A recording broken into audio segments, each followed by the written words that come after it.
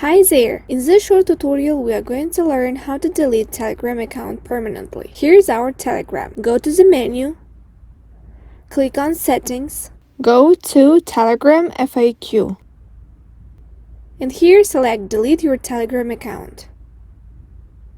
Click on Deactivation page. Here you will be asked to insert your Telegram phone number, and they will send you confirmation code via Telegram.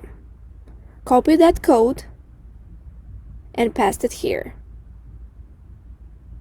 And press Sign In. Right now, I don't want to delete my account. Press and it will be deleted. We hope you like it and share it with your friends.